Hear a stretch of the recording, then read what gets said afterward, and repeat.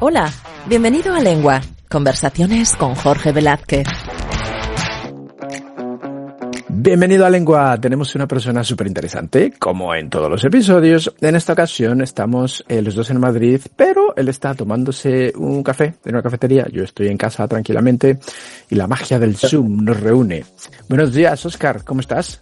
Hola, Jorge, ¿qué tal? Muy buenos días. Espero que se me oiga bien. Aquí estoy en una típica cafetería madrileña. Por lo que he visto a través de la cámara, estás en el centro de Madrid. ¿Tú vives ahí?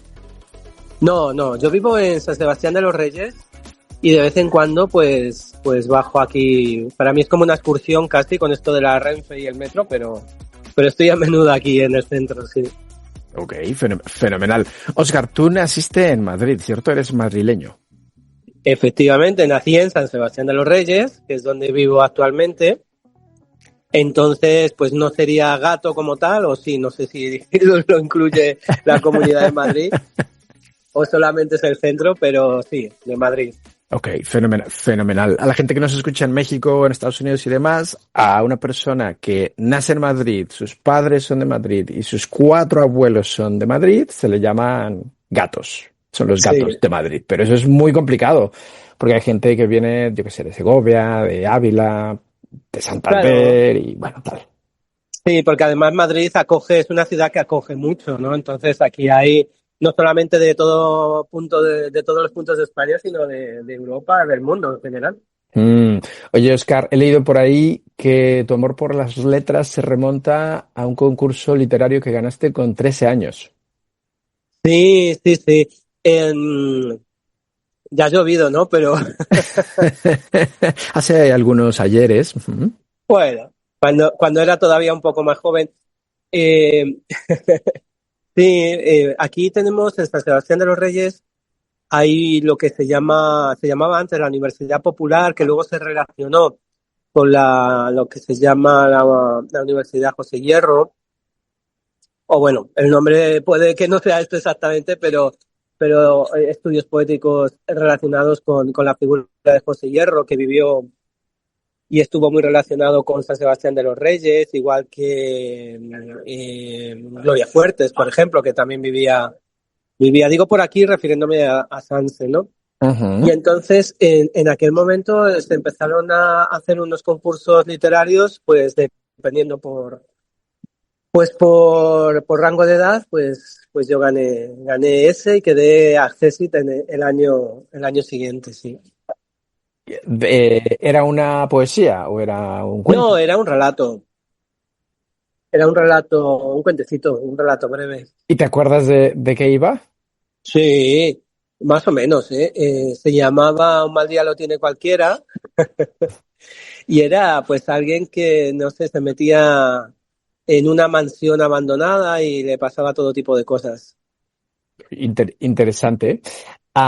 Con 13 años, haber ganado ese concurso, ¿te hizo pensar dedicarte seriamente a escribir, a ser autor, a publicar novelas, o simplemente fue algo que dijiste, bueno, está muy Sí. bien, pero igual yo voy a dedicarme a, yo qué sé, voy a ser bombero? Bueno, es que sí, yo siempre he escrito y siempre he pintado y siempre he estado relacionado con la música, esos tres, digamos, ámbitos artísticos. Y, eh, y tanto como hacer una profesión de ello, no, pero no era algo que yo consideraba que pudiera quitar de mi vida, ¿no? Pero de hecho luego, más adelante, yo estudié filología hispánica en la universidad, pero todo lo que fue mi desarrollo estudiantil estuvo más bien relacionado incluso con ciencias. Y entonces, ¿qué pasó? ¿Qué se torció por el camino? ¿Qué te llevó a estudiar filología? Bueno, yo creo que como muchos de mi generación, que he leído que soy Senial, con X, Ujú. que somos esa generación que va del 77 al 85 más o menos y que ha tenido acceso tanto a lo analógico, ¿no? como a lo digital y ha tenido que ir tomando decisiones a lo largo de la vida. Cuando mi generación, mis hermanos mayores, empezamos a ir, no te voy a decir masivamente a la universidad, pero digamos que teníamos de repente más acceso a los estudios universitarios y tuvimos que elegir lo que pensábamos que iba a ser una carrera que nos iba a posicionar en la vida, íbamos a tener un buen trabajo y claro, algo así como la filología en aquel momento, y yo creo que hoy todavía, pues las salidas laborales eran bastante pobres.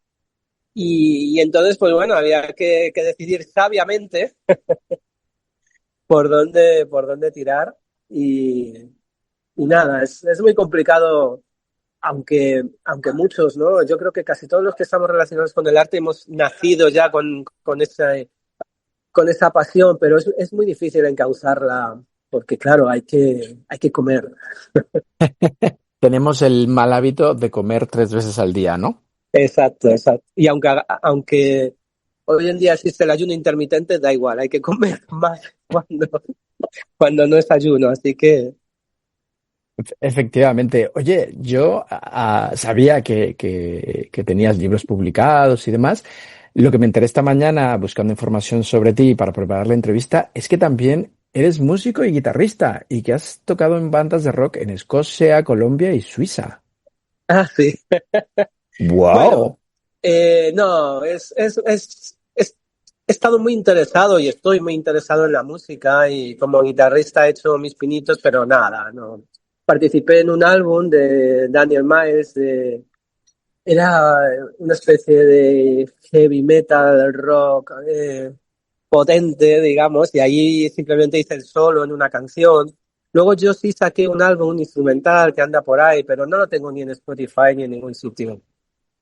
Y pues más que nada para juguetear un poco con lo que me gustaba, ¿no? Con mi pasión, que es la guitarra. Y luego pues algún grupo pues de barrio, en fin, cosas bastante modestas. Pero bueno, nunca te planteaste dedicarte seriamente a la música. Sí, eso sí me lo planteé alguna vez, Ujú. pero bueno, no. eh, yo siempre he tenido, digamos, un trabajo ancla y luego me he dedicado a lo que realmente me gusta, ¿no? Entonces, durante muchos años fue la música. Yo llegué a dar clases de guitarra y todo, pero, pero bueno, circunstancias de la vida al final lo fui apartando un poco. Tengo ganas de volver. Hoy en día el mundo de la música ha cambiado tanto y hay tantas herramientas digitales, no sé, inteligencia artificial, que no solamente como para crear ex nihilo, sino para ayudarte con tus composiciones o con tus bases, en fin, un mundo y todo esto es tiempo, que es lo malo, que no me da tiempo a todo. Entonces, digamos que a lo largo de la vida le has dado prioridad a tu faceta como novelista. Mi faceta como novelista, fíjate, siempre eh, yo empecé, como te he dicho, con los relatos breves, cuentecitos, y siempre mi idea ha sido meterme por el lado de la novela. Sin embargo, llegó la poesía. En mi Ajá, época llegó llegó, universitaria, llegó la poesía, me suena a llegó, algo negativo, te atacó de sí, repente. exacto, llegó la poesía y me dejó anonadado. Fue como si me apuntara con una pistola en la sien y me dijera, tú de aquí no sales ya. ¿Y qué pasó entonces con la poesía? Y con la poesía estuve, mira, yo cuando iba a la universidad, recuerdo, primer año de universidad, y yo ya tenía hecho un poemario, pues bastante artesanalmente, impreso en la librería del barrio, pero, o incluso, me parece que estaba escrita, sí, la escribí con una máquina de escribir sobre papel verde, te recuerdo, y luego hice copias, ¿no? Y en la universidad, no sé por qué, terminó difundiéndose entre mis compañeros. Y recuerdo que una chica se terminaba el curso, ¿no? Y me robó el manuscrito que yo tenía. Y dije, pero bueno, esta chica se ha quedado mi manuscrito. Y luego me lo entregó al cabo cuando empezamos el curso siguiente. Y me dijo, es que se lo he leído a todas mis amigas, a todos mis amigos en la playa. Y efectivamente estaba arrugado y tenía casi hasta granitos de arena de la playa. Y yo dije, wow, qué maravilla. Y entonces, pues bueno, era otra época, aunque bueno, también los poetas Mira, Jorge, hay muchos poetas de salón, ¿no? Que yo creo que son la gran mayoría que desde su casa tranquilamente escriben y no lo digo de manera denostativa, sino que digamos que esa es su manera, ¿no? De expresarse. Y luego están los poetas que salimos a la calle, que recitamos en la calle, que mira, cuando yo estaba en la universidad recuerdo que íbamos a las, no sé, por ejemplo, a las Cuevas del Sésamo aquí en Madrid, que era un sitio pues un poco decadente en realidad, con esa sangría que hacían, unas jarras enormes de sangría, un pianista tocando con pianistas de estos de chaleco negro, camisa blanca y pajarita, un montón de turistas, todas las paredes llenas de citas de escritores, y ahí recitabas, bueno, hasta que dieras. Oye, qué maravilla, ¿no? O sea, eso es la bohemia madrileña a tope. Exacto, exacto, ¿no? Entonces no solo es escribirlo, sino vivirlo. Y entonces yo pues me metí mucho con el tema de la poesía y la música y estuve muchos años digamos, con eso. Eh, y siempre con la cosa en mente, ¿no? De hacer una novela que empezaba de vez en cuando, tenía varias ideas, pero nunca me terminaba de sentar del todo a terminarla o a realizarla hasta un punto importante, ¿no? De desarrollo. Seguimos hablando de tu etapa universitaria. O sea, aparte del poemario, ya te rondaba la cabeza tu primer novela. Sí, sí, bueno, lo de la novela, esto ha sido una cosa. Yo soy así, yo soy muy pasional. Si yo aprendo lo que es un acorde con séptima sostenida, mi paso siguiente es hacer una ópera. Entonces, Tú, todo a lo grande, tú, ¿eh? si soy capaz de juntar dos frases, entonces ya pienso en la novela. Vaya, por Dios. Entonces, pero no ha sido, mira, no ha sido sino desde el 2021-22 aproximadamente que me he dedicado plenamente a lo que llevaba postergando muchos años, que es la literatura, digamos, de manera más seria. Ok, pero entonces, escucha, antes de empezar a hablar de tus novelas, porque quiero que me cuentes de dónde surge cada una y demás, tienen títulos muy llamativos, quiero que me cuentes qué hacías tú como formador de habilidades comunicativas en Latinoamérica. Bueno, pues fíjate, la vida. Yo me casé en Madrid con una colombiana con quien tuve dos hijas eh, maravillosas, maravillosas las tres en realidad, pero bueno, las circunstancias, vicisitudes, aventuras, no sé, decisiones de la vida, pues me llevaron a vivir con ella en Colombia y bueno, pues la relación se fue deteriorando un poco y se terminó, nos separamos y aún así me quedé unos años más en Colombia, pero cuando yo fui allí, digamos, empecé una carrera laboral, por así decir, desde cero, es decir, fui sin trabajo y empecé a trabajar en un call center y en ese call center, un call center para España. Entonces, en ese call center, al ser español, bueno, también por habilidades propias, digamos, empecé contestando y luego fui ascendiendo hasta ser formador y bueno, en un grupo que se dedicaba a la formación de formadores. De hecho, hasta nos pagaron un curso en la universidad. Formábamos a los formadores, pero yo, al ser español, formaba fíjate, eh, formaba a los propios agentes que contestaban las llamadas acerca de cómo era España y acerca de habilidades comunicativas relacionadas con, bueno, la pronunciación en España, que es diferente, ciertas palabras que conviene usar o no, o de qué manera, no sé, presentarse, cómo ir más al grano, ese tipo de cosas.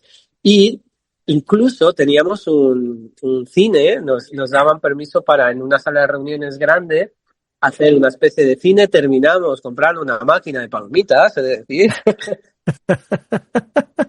Oye, qué bien. sí. Y desde aquí aprovecho que además son momentos complicados en Colombia con este terremoto que acaba de acontecer en el día de ayer, precisamente. Eh, Y bueno, quería mandar un saludo grande a todas las personas increíbles, maravillosas que yo he conocido en Colombia. Y bueno, yo ahí en ese trabajo lo pasé muy mal y al mismo tiempo muy bien porque aprendí muchas cosas, echando un poco la vista atrás. Muy mal porque eran muchas horas. Yo como europeo no estaba acostumbrado a trabajar tanto. Y entonces, Pero fue importante en tu desarrollo como persona, me imagino, y como poeta y autor, sí, tal vez. sí. Mira, no me daba tiempo ni de respirar, pero hacía cosas muy interesantes desde el punto de vista artístico. Bueno, manteníamos entre todos, pero al final lo hacía yo, ¿no? Diariamente un boletín de noticias sobre España que incluía, pues no sé, el tiempo, los fines de semana metía horóscopo, un meme. Cuando fallaba el meme del día, hasta me escribían y me decían, no me ha gustado hoy. Bueno, bueno. Y entonces, pues las noticias, las cosas que iban ocurriendo en España para que los agentes cuando llegaran a su puesto y abrieran el email, tuvieran pues todo lo que había pasado, porque a veces pues no está mal decir cosas que, bueno, pues que están pasando en España, que son preocupación de los españoles y a veces pues se cuela en las conversaciones que ellos puedan tener, ¿no? No, es súper interesante lo que hiciste, ¿eh? O sea, Y todo eso había que hacer, o sea, todo esto era un diseño, ¿no? Y luego, por ejemplo, en las películas había que hacer el diseño todas las semanas de la película que proyectábamos. Proyectábamos, que dejarlo de cine un poco a medias, proyectábamos una película española relacionada un poco pues con todo esto que te hablo, ¿no? No poner una película por poner, sino que tuviera algún tipo de relación con lo que ellos hacían en su trabajo en el día a día, contestar llamadas para el mercado español, etcétera. Y lo pasamos pues muy muy bien. oye, pero entonces, sin quererlo, te tocó ser embajador de la marca España en Colombia. Bueno, un poco, sí. Sí, recuerdo que bueno, mi jefe, el jefe de mi jefa, me dijo una vez, como pierdas el acento, te despido. Bueno, qué presión, por favor. Al final, ¿cuántos años estuviste viviendo en Colombia? 5 años. Porque tú sabes que cuando te vas a un país que bueno, aunque el habla sea similar a la tuya, ¿no? Pues te vas empapando, ¿no? De la manera que tienen allí de hablar. Y claro, como yo les enseñaba a los giros lingüísticos españoles, pues me decía eso, ¿no? Como Hombre, sigas perdiendo el acento, pero también era supervivencia, porque yo pedía un taxi, un Uber, entraba dentro, decía hola y me decían, ¿qué? ¿Español? Entonces, claro, necesitaba que se me filtrase un poco el colombiano, pues para pasar un poco más desapercibido en la ciudad, ¿no? Pero bueno, en fin. toda una aventura. Estuve en Colombia desde el 2000, no me quiero equivocar, desde el 2014 hasta el 2019. Ya, entonces, hace algunos años ya, Sí, sí, sí. definitivamente. Pero bueno, dejemos atrás la etapa colombiana. Sí. Regresaste a España y ¿qué pasó? Porque me imagino que no quisiste seguir trabajando en un call center en España, ¿no? Bueno, es que al llegar, em, primero que al llegar a España, pues te das cuenta de que, como les pasa a veces a ellos, a las personas que vienen de fuera a nuestro país, pues bueno, la realidad aquí es otra, no es la realidad imaginada.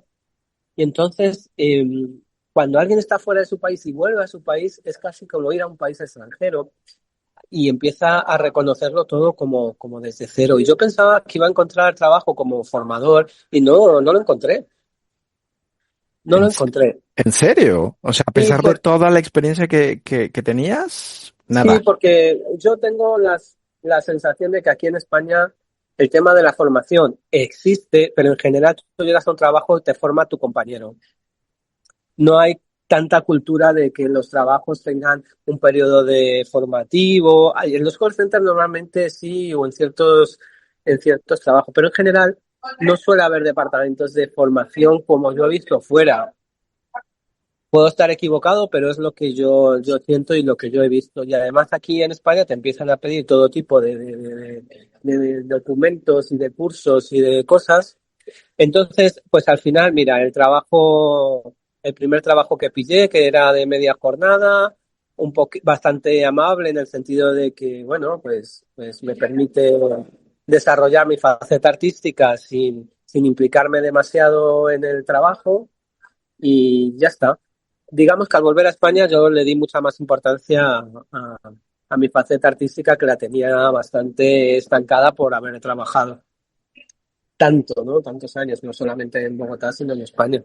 Me imagino que entonces en Colombia no escribiste ninguna novela o algún relato, algún cuento, no sé. Mira, en Colombia hice el álbum este instrumental que tengo por ahí. Estaba Ujú. más enfocado en la música. Sí, sí escribí algunos poemas, pero no novela como tal. De hecho, cuando yo llegué aquí en el 2019, o sea, lo primero que hice cuando me senté aquí en España fue empezar una novela.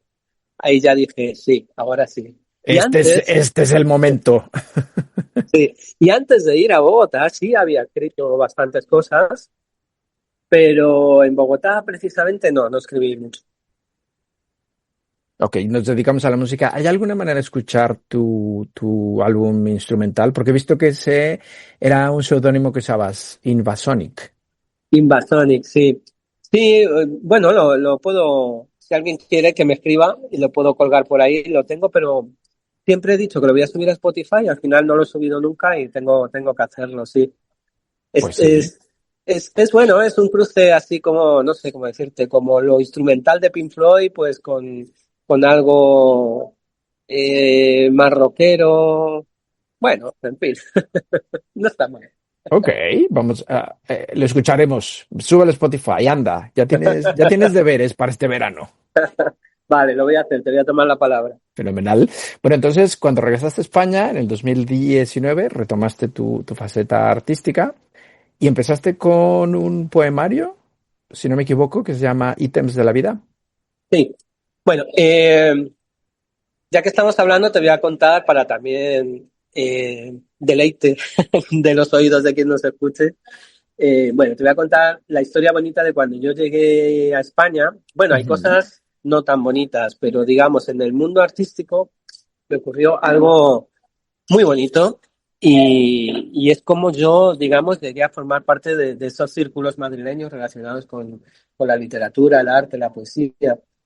Y es que, bueno, corría. Ten en cuenta que yo llegué y casi que sentí que traje la pandemia detrás porque empezó la pandemia, ¿no? A finales de 2019, estar aislados en 2020, en fin. Y en 2021, más o menos, iba, digamos, caminando por el Retiro, que es un lugar mágico, ¿verdad? Emblemático, mágico, donde se dan los milagros y la magia.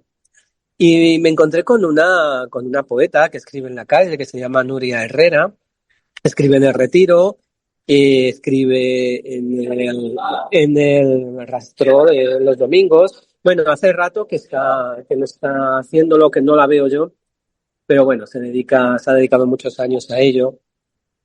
Y empezamos a hablar, y ella me dijo, pues sígueme en redes, tal.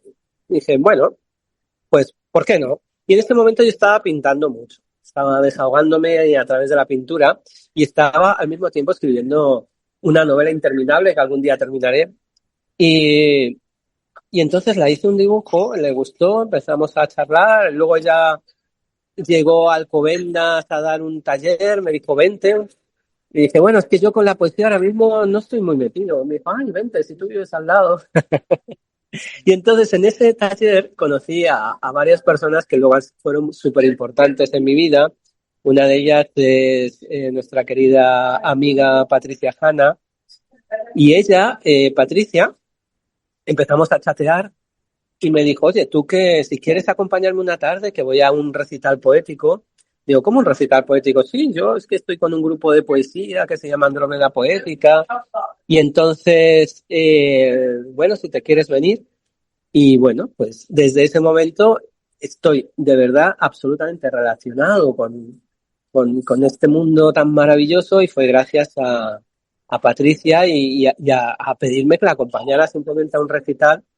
Y como ella misma, y yo le dije, ¿no? Pues ella me abrió una serie de puertas a las que yo estuve llamando algún tiempo y no sabía ni cómo acceder, ¿no?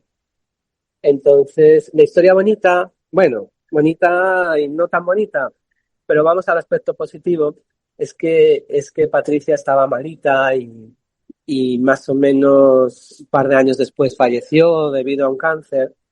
Y este Vaya. año, sí, y este año hemos podido presentar su libro póstumo, porque ella me dejó a mí sus escritos, y me pidió por favor, ya nos habíamos sentado en algún momento, me pidió por favor que le publicara ese libro que en vida no había podido publicar, y hemos tenido la ilusión, el orgullo, no sé, me faltan estas palabras, de poderlo presentar. Se publicó a finales del año pasado y este año se ha presentado en la Feria del Libro incluso, y bueno, Vaya, y gracias a él, es una historia súper, súper bonita, ¿eh? sí, sí, y gracias a ella conozco pues a toda la trupa, a todos los demás. Mira, Sonia del Campo, que ayer, bueno, ayer la escuché yo contigo, ¿no? Charlando, Ujú, sí, sí. al propio Pablo, que ha sido más reciente, pero pues también a Ana Margú y bueno, y a muchos otros. Sí, sí. Wow, pero entonces nada es casualidad en esta vida, ¿eh?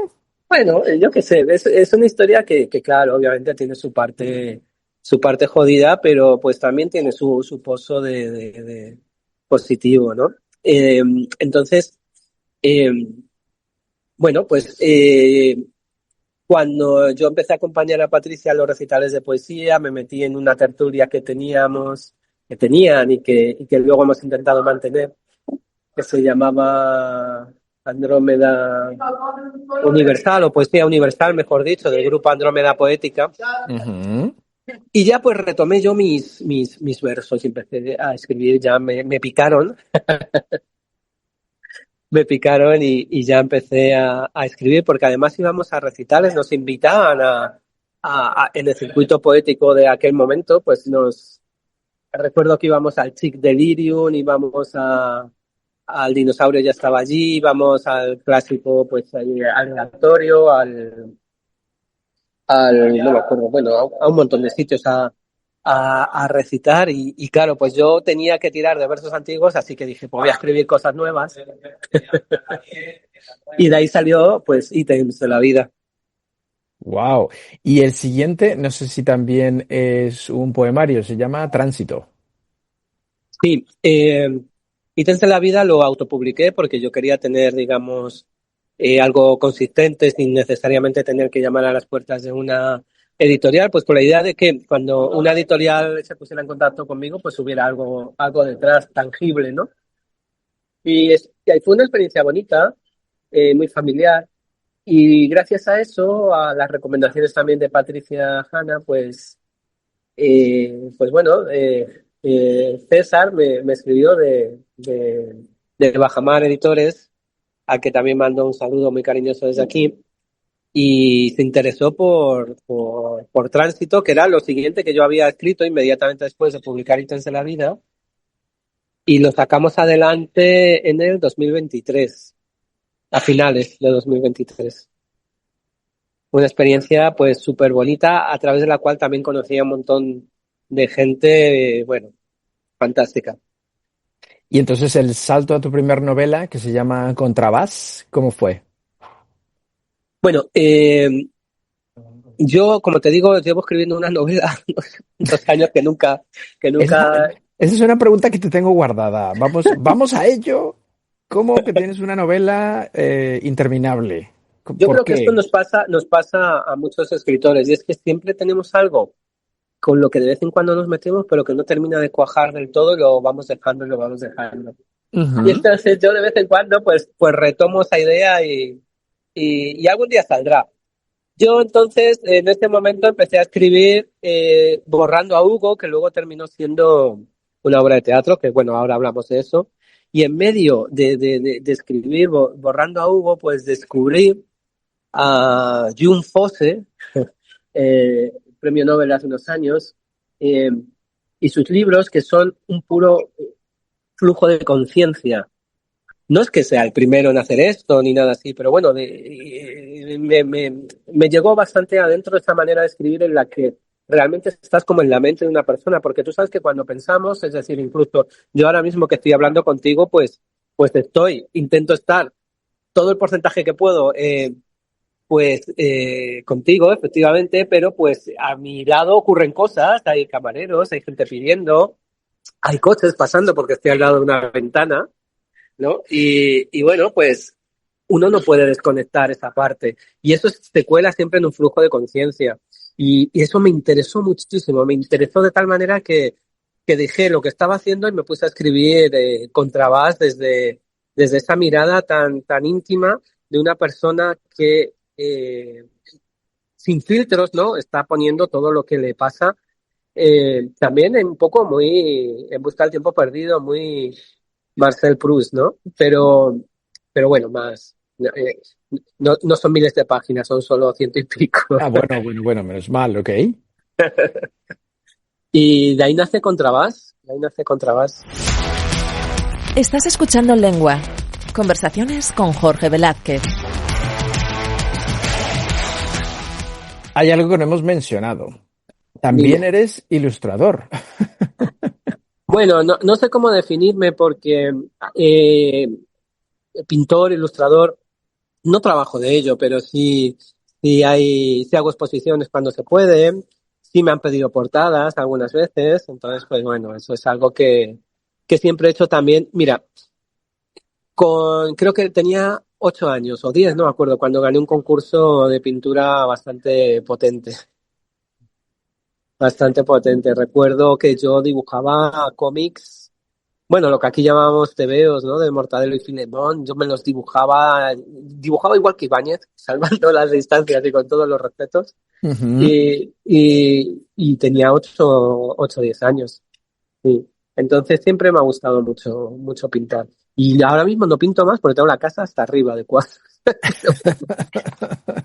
Tenemos que parar por falta de espacio. Sí, sí, sí. Uy, si Bueno, yo tuviera un estudio de estos grandes, bueno, en fin.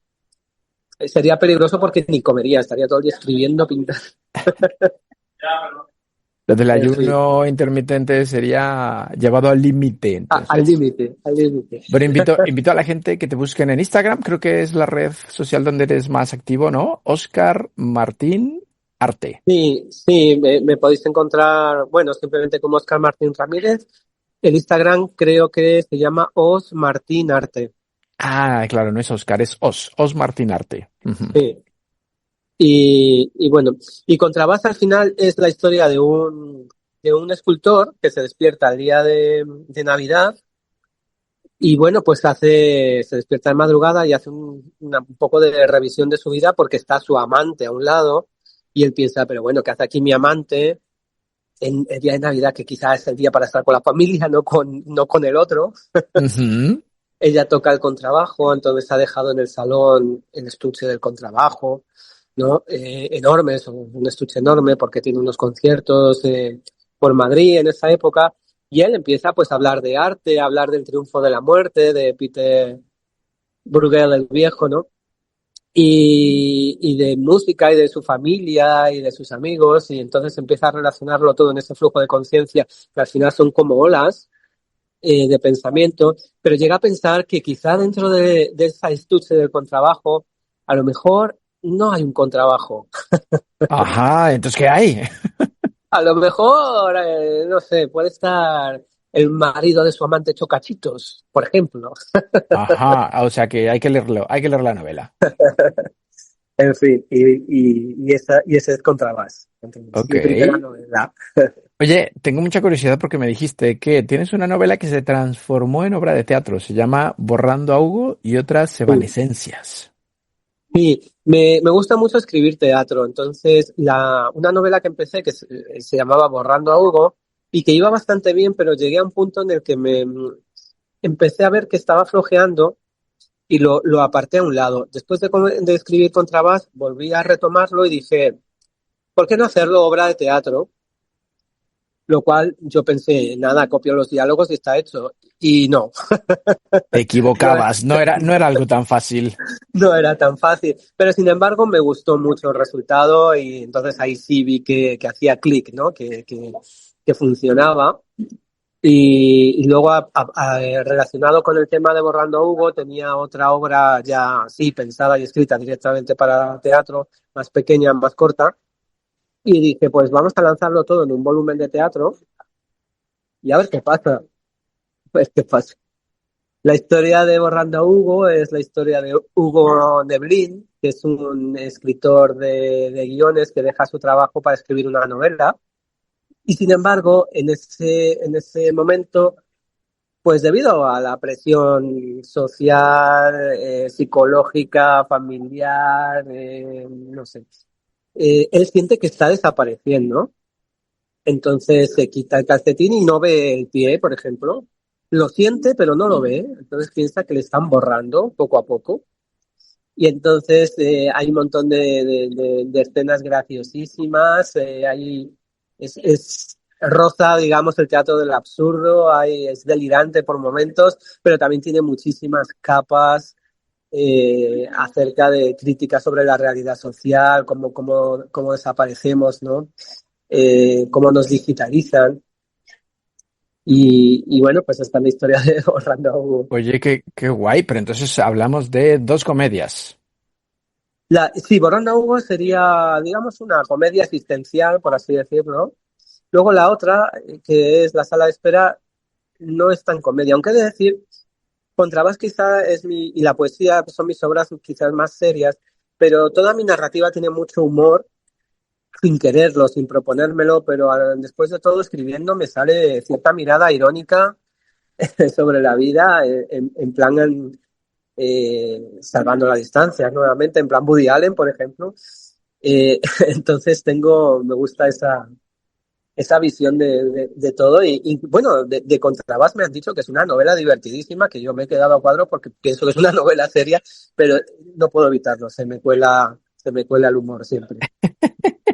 Oye, pero ¿alguna de estas obras de teatro han sido llevadas a las tablas?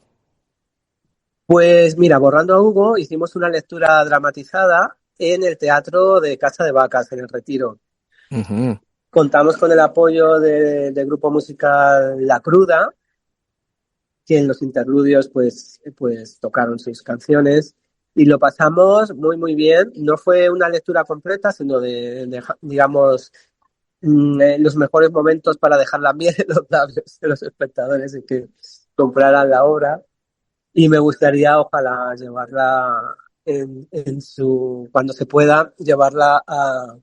Acaba de pasar Antonia San Juan por aquí. Llevarla Antonia San Juan acaba de pasar por allí Antonia, enfrente. Antonia, se llama Antonia, ¿no? Antonia San Juan sí acaba de pasar por aquí. ¿Sabes cuántas veces le he escrito para Sí. hacerle una entrevista y siempre me dice que muchas gracias, pero no? Ay, bueno. Pues si quieres algo detrás de ella, yo creo que ya... No, seguiremos insistiendo. Le mandaré otro mensaje y le diré, oye Antonia, ya va siendo hora, joder. Pero en fin. En fin, hablemos de la siguiente novela, El idioma de las máquinas rotas. ¿Eso tiene tinte como de ciencia ficción o me equivoco? Un poco, un poco. Es un poemario bastante sui generis, en el que la voz poética sale de aparatos, de máquinas, de sistemas operativos, digamos, con esa gana de sentir, pues al final, digamos, la poética es paradójicamente y probablemente la más humana de todos los poemas y de todos los poemarios que yo he escrito, ¿no?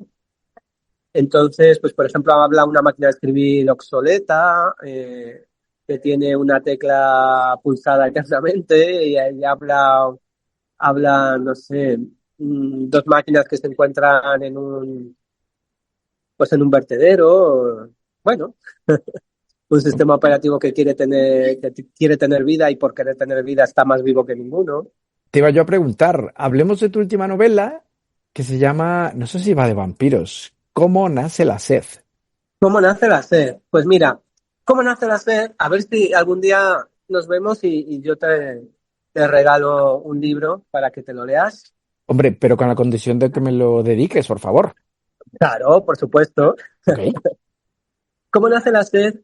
Yo estoy muy, muy orgulloso de cómo nace la sed y ahora estamos en plena promoción Mira, es una novela, si te gusta, digamos, Drácula, la novela clásica, si luego te gustó Entrevista con el vampiro, por ejemplo, si no te gustó tanto o nada Crepúsculo, entonces cómo nace la sed te tiene que gustar porque es que es, mira, es la historia en primera persona de un vampiro en la actualidad, ¿no?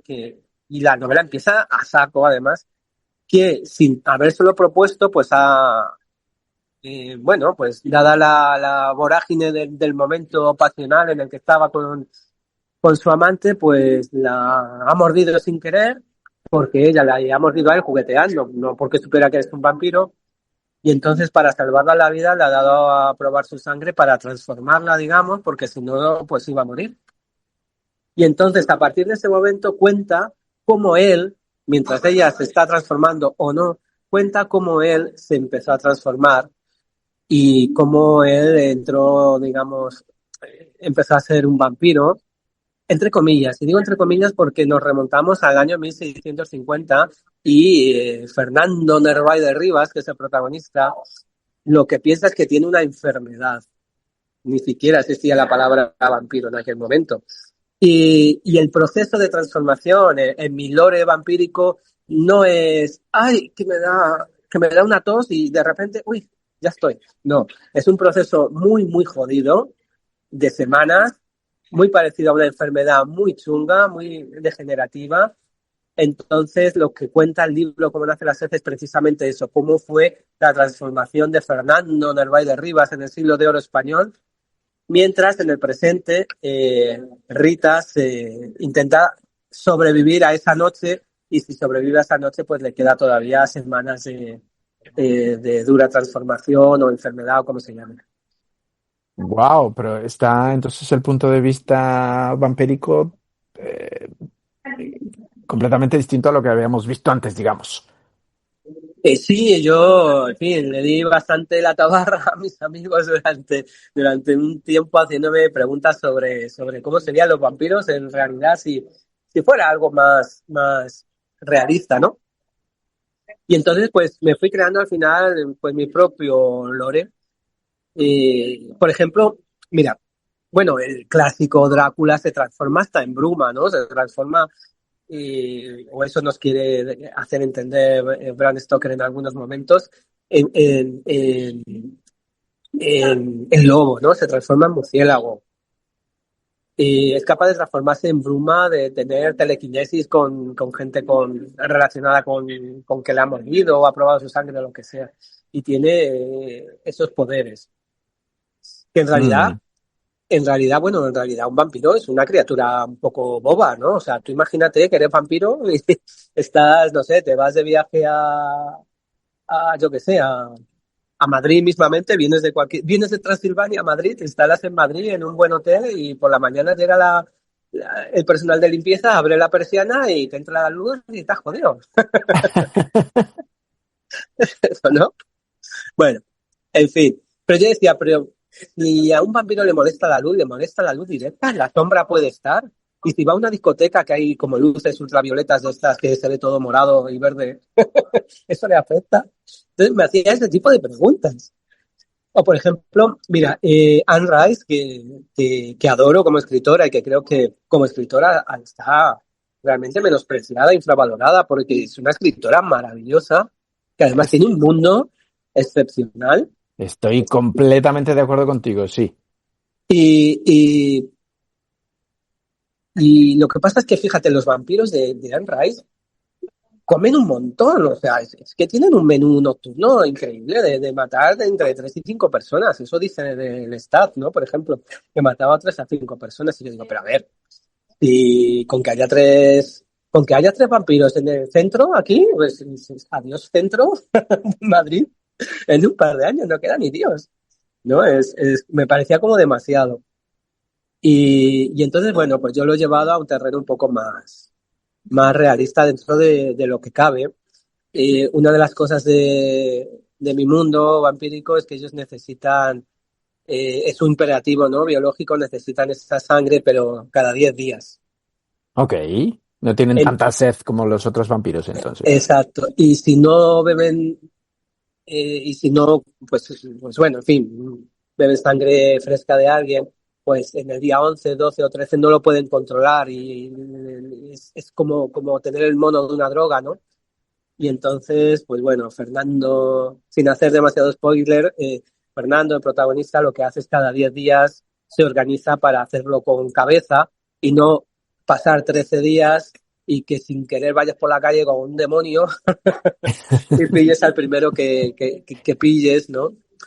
En fin, o por ejemplo, esto de El Conde, ¿no? La aristocracia vampírica. Pero vamos a ver, es decir, Jorge, yo te transformo, imagínate, yo te transformo a ti en vampiro y tú mañana pues tendrías que ir a currar igual, ¿sabes?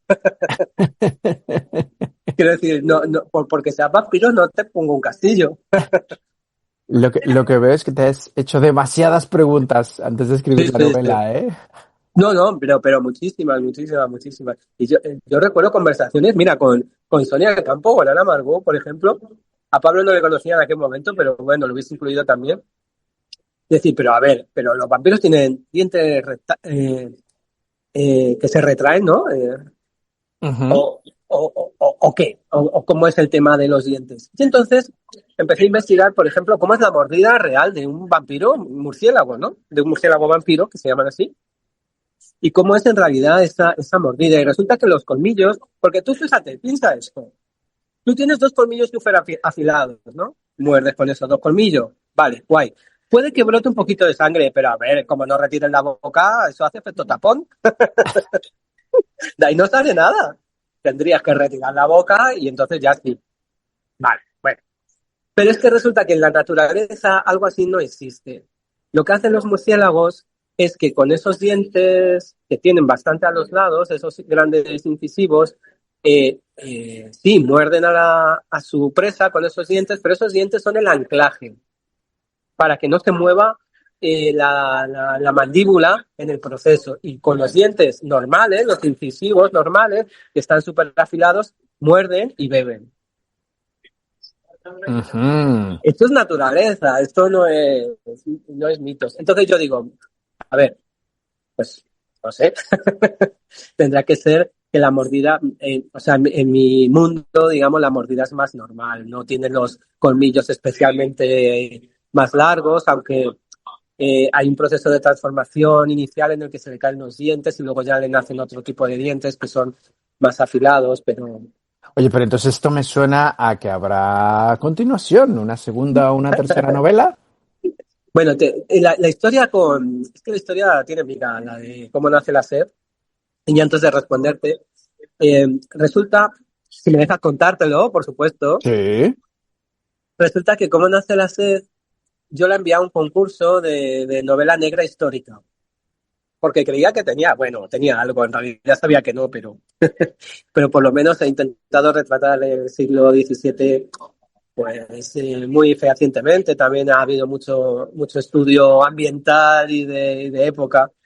Hay un momento que transcurre más adelante, en el año 1734, frente al Alcázar, donde ahora está el Palacio Real, que antes era un alcázar que ardió, ¿no? Pues justo en el momento en el que arde hay un capítulo.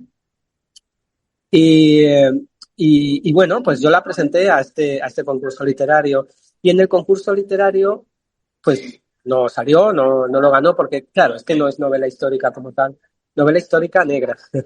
Pero sí me llamó el editor y me dijo que les había encantado la novela y que fuera de concurso me la querían publicar. Ante lo cual, pues yo me sentí ganador y contento, feliz de la vida. Nada, increíble. Y comenzamos el proceso, ¿no? de publicar la novela. Hice yo la propia portada, que puedes ver ahí. Y, y todo bien, hicimos una presentación en junio. Y al cabo de ya hace poco, hace bastante poco, al cabo de unas semanas de haberlo presentado, la editorial quebró. Octubre, Wow. la editorial puso un estado de WhatsApp diciendo que había quebrado y que se deshacía de todos los libros que tenía y que nos devolvía a los autores los derechos de autor. Ujú.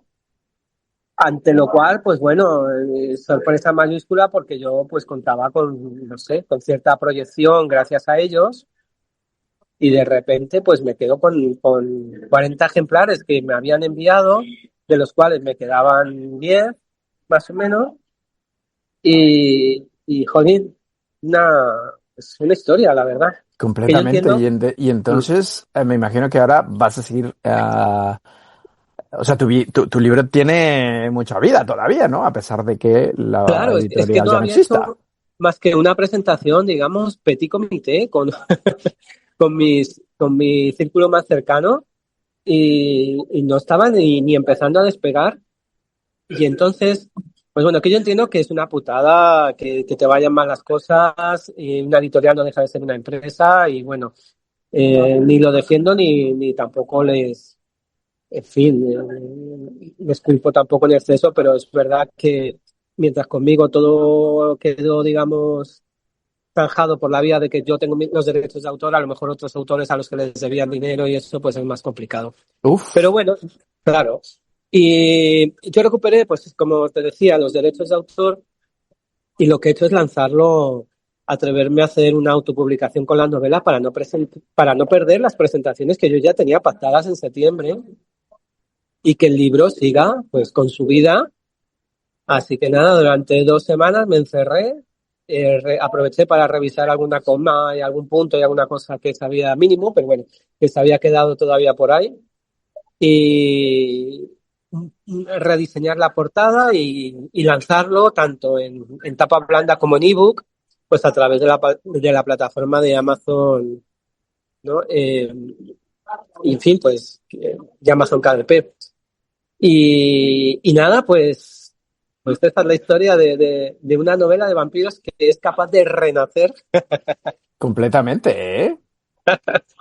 Ahora ya Ya, más curiosidad me da por leerla, entonces definitivamente es una superviviente esa novela, ¿eh? sí. Y efectivamente habrá una segunda parte. Es una novela que termina y que en principio incluso me pensé si hacía la continuación, pero este verano me he puesto a tope con la continuación, que es en otro tono, porque como nace las veces más intimista y lo que estoy escribiendo ahora ya es un thriller madrileño que transcurre casi todo en el Madrid actual, con varios personajes y también un pozo histórico en París, 1886.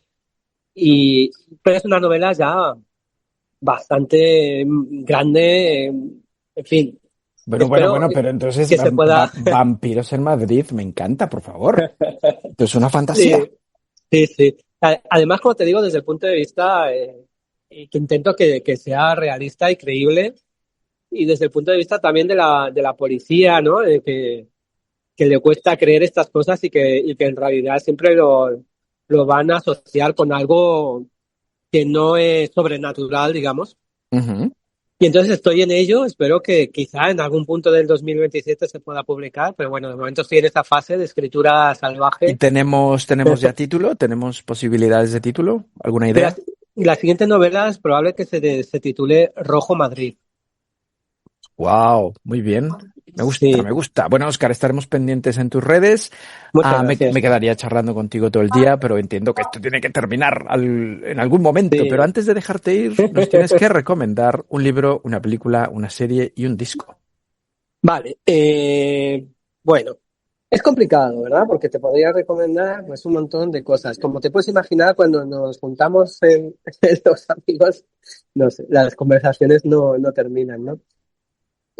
¿Por dónde empezamos? Pues eh, por un disco, por ejemplo. Venga, Yo soy un gran apasionado digamos, la banda sonora de toda mi vida la he puesto siempre Dire Straits, Mark Knopfler, Pink Floyd, en fin.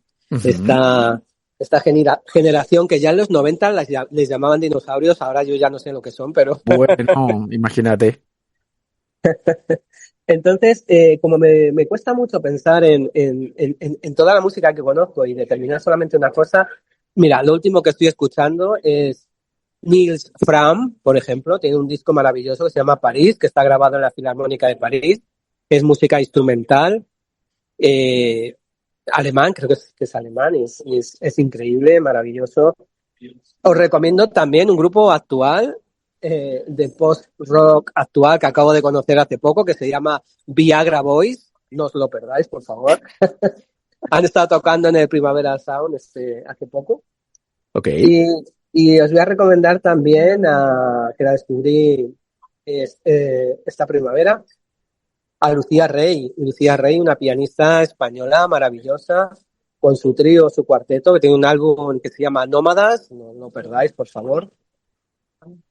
Y Ok, en fin, pues no sé, súper cualquier cosa, recomendaciones, súper sí, recomendaciones. Ahora, cualquier eres cosa de Bill Evans, de Mahler, yo qué sé, sí. Todo eso, que no puedo parar. eres muy ecléctico, ya veo. ¿Eres de series? Sí, claro, claro. Mira, de ¿Cuál, series cuál os nos voy a vas a recomendar, recomendar? tenéis que ver, bueno, a ver, si no habéis visto Juego de Tronos, alguna de Star Trek, si no habéis visto Colombo, por favor, hay que ver Colombo. Si no habéis visto, Colombo me parece que es un poco antigua, ¿no? no importa, no es una maravilla, no importa. Tenéis que ver IT Crowd, así dicho en español, que es una serie de informáticos, que yo pues sí, he trabajado como informático mucho tiempo, en un edificio actual. Bueno, la serie tiene 10 años, creo ya. Pero te pasas de risa, yo me siento muy identificado. La que de verdad os quiero recomendar, digamos, Pluribus. Pluribus está en Apple TV, es lo bueno o lo malo, y, y tiene solamente una temporada, pero es una serie maravillosa, maravillosa. Investigarla, por favor, Pluribus. Ok, tiene buena pinta. Ahora, ¿qué peli nos vas a recomendar? Pues mira, por ejemplo, mira, a mí me gusta mucho el cine de Woody Allen porque comparto ese humor, ¿no? Para mí la vida, la literatura, por ejemplo, es, no sé, Juego de Tronos, pero con Woody Allen dentro, por ejemplo. Menuda mezcla, por Dios.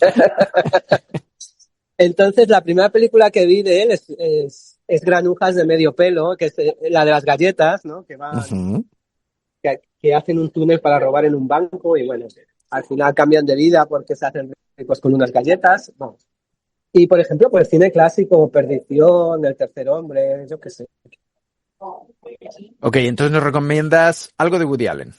Algo de Woody Allen, sí, ¿por qué no? Ok, Y algo de cine negro antiguo, sí. algo de cine negro antiguo, como por ejemplo... Perdición, por ejemplo, El tercer hombre. Ujú.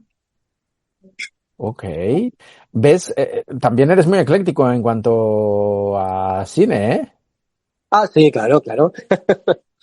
Pero fíjate, es que a mí me gustan muchas cosas. También hay cosas que no me gustan, ¿no? De hecho, es mucho más lo que me gusta que lo que no me gusta, porque de todo le puedo sacar algo, ¿no? Cierto, cierto, cierto. Bueno, me estoy acordando, Granujas de medio pelo es el título en España. En México se llama Pícaros ladrones, pero el título original en inglés es Small Time Crooks. Small Time Crop, sí. Pero bueno, que la gente lo busque. ¿Cómo es en México? ¿Cómo es en México?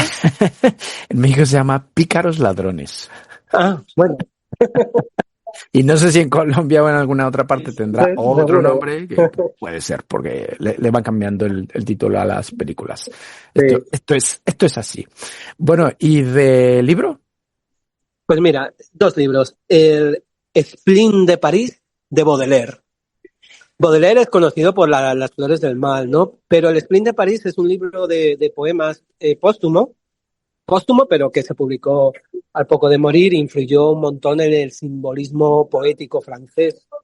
Y es un libro accesible a todo el mundo y bastante, bastante actual. Habla de la ciudad, habla de personajes variopintos a través de poemas narrativos, que al final Wow. son casi como microcuentos, muchos de ellos. Y al mismo tiempo quería recomendaros también, por ejemplo, Vida con Picasso, se llama así, Vida con Picasso. Es de François Gillot, que fue pareja de Picasso, y que cuenta con todo lujo de detalles, François Gillot, que es una artista a la que adoro, con todo lujo de detalles cómo fue su vida con él. Entonces hay un montón, bueno, tanto si te gusta Picasso como si no, pues tienes un montón de cosas que puedes ver. relacionadas con el arte, con la pintura, con la vida, con cómo era él en realidad, con cómo es ella. En fin, una maravilla. Ok, súper recomendaciones. Bueno, Oscar, así como nuestro amigo en común, Pablo Morales de los Ríos, a quien le mandamos un saludo desde aquí, me recomendó Claro. charlar contigo. Te voy a pedir que me recomiendes a 3 personas que podamos entrevistar aquí en Lengua. ¿Se te ocurre alguien? Sí, claro, mira, de mi grupo poético más cercano, te recomendaría, como no, a Luis Felipe Aladueña, poeta, poeta y corredor de maratones, que es algo que parece incompatible. Pero no lo es, ajá. Sí, porque él llega a casa, él sale a correr por las mañanas cuando los poetas llegan a casa, normalmente. Sí, tiene pinta, sí. A Stefano Carbone, maravilloso colajista y poeta, también de mi grupo, digamos, artístico. Te voy a recomendar también a un pintor increíble que se llama Philippe Schech, espero haberlo dicho bien, que tiene una vida de verdad que creo que daría mucho juego aquí en el podcast. Él fue, bueno, director de hoteles durante muchos años, ahora es pintor, vive aquí en Madrid, y que te puede contar cosas como cuando conoció a Michael Jackson o en fin, el Wow. terremoto de Tailandia en primera persona, no sé, una maravilla de anecdotario. Ok. Y también, pues por ejemplo, mi querida amiga malagueña, Carmen Padilla, la vecina del 38, que eh, tiene digamos, una visión artística increíble, últimamente relacionada con la ropa también. Eh, Incluso, pues ya que hemos hablado antes de ella, la propia Lucía Rey que te podría contar, pues no sé, un montón de anécdotas y de intríngulis del mundo jazzístico. En fin, Fenomenal. Bueno, como tenemos nuestro WhatsApp, ya me mandarás el contacto claro, de tus nominados, a ver si aceptan participar en Lengua. Oye, Oscar, tenemos que conocernos pronto, tomarnos un cafecito o algo. claro. ¿Cómo quieres terminar la entrevista? Pues no sé, ¿no me vas a hacer lo de las palabras? ¿Quieres que te haga el juego de palabras? ¿Estás Claro. preparado y estás seguro que quieres que te haga el juego de palabras? Muchos invitados luego se quejan, ¿eh? Bueno, pues vamos a jugar porque de hecho tengo Venga, listas las palabras. ¿Estás listo? perfecto. Venga, la primera palabra que se te ocurra y que te venga a la cabeza, vampiros. Muerte, Madrid. vida, Palabra. infinito. Versos. De aire iba a decir, como los de Sombra, pero sí está bien, versos de aire. Venga. Alma. Inmortal también. Animal. Orgánico, Utopía. imposible. Podcast. Maravilloso. Ciudad. Vida, Lengua. de trapo, Soledad. amarga. Colombia. Uf, salsa, Niños. ancla, Fuerza. vital, Libro. papel, Entrevista. con el vampiro, Me encanta. Siguiente. Cine. blanco y negro, Literatura. universal, Energía. sangre, Retiro. paseo, Hugo. teatro, Lugar. calle, Muerte. esperanza, Cultura. café, Sexo. sexo, utopía iba a decir. Bueno, no sé. Depende. Maravilloso. Filología. Raíz iba a decir, pero por no repetirme, árbol, Belleza. beso, Dinero. utopía, Música. alma, Mujer. alma también, Hombre. visión, Familia. amor, Museo. museo, arte, Conocimiento. necesario. Párrafo. Siguiente, Casa. utopía también. Sueño. Eh, no, casa es cualquier lugar en realidad. Ok. Casa, corazón. Casa, corazón. Me gusta. Sueño. Sueño, energía. Me estoy Espejo. repitiendo quizás. No, no Es, pasa nada. Espejo. espejo, perfil. Educación. Educación, esencia. Magia. realidad. Poesía. Bonsai. Pintura. Subconsciente. Epitafio. Ceniza. Y la última, amor. Amor, antes dije familia, amor, familia. Amor, familia, amistad, sustento. Oh, qué bonito, me encanta. Muy bien. Súper, Óscar. Eres muy rápido pensando, ¿eh? Se nota que has estudiado filología y que se te dan bien las palabras. Bueno, muchas gracias. Bueno, ahora sí, ¿cómo quieres terminar la entrevista? ¿Algún mensaje para la gente que nos está escuchando? Bueno, simplemente, pues muchísimas gracias por estar ahí.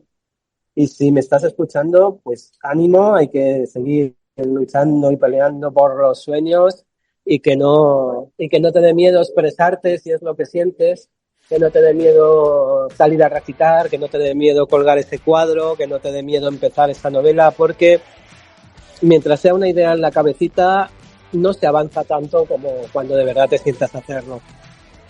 Oye, súper manera de terminar, ¿eh? Seguramente alguien nos está escuchando en algún rincón del planeta y tomará tu consejo muy en serio. Sí, hay que ponerse manos a la obra porque esto se acaba así. Sí, la vida es corta, completamente, como para no hacer lo que nos gusta. Oye, Óscar, un placer. Ya quedaremos después del verano y esas cosas y nos tomamos un café. Claro. Por supuesto, claro que sí, Jorge. Gracias por estar aquí en Lengua. Otro abrazo para ti.